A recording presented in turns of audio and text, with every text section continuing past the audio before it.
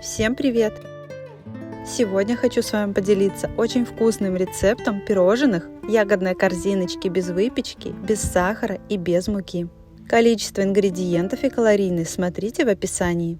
Начнем готовить. 1 банан очистим и измельчим вилкой до состояния кашицы. Всыпаем часть овсяных хлопьев и перемешиваем. Добавляем 1 столовую ложку арахисовой пасты. Перемешиваем и всыпаем оставшуюся часть хлопьев. Должна получиться очень плотная масса. Шоколад поломаем на небольшие кусочки и отправляем на паровую баню. В глубокую посуду перекладываем ягоды, малину и клубнику. Вилкой хорошо разомнем до состояния пюре.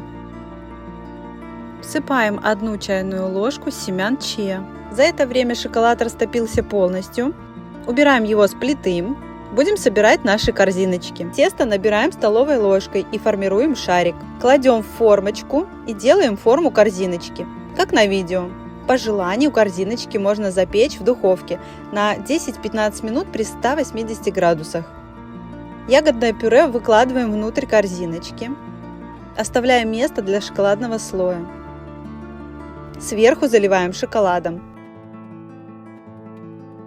Отправляем в холодильник на 2-3 часа. Для украшения окуните немного малину в шоколад и положите сверху корзиночки. По желанию полейте шоколадом. Вкусные ягодные корзиночки готовы. Если это видео для вас было полезным, поддержите меня и подпишитесь на канал. А также не забывайте ставить лайки. До новых встреч!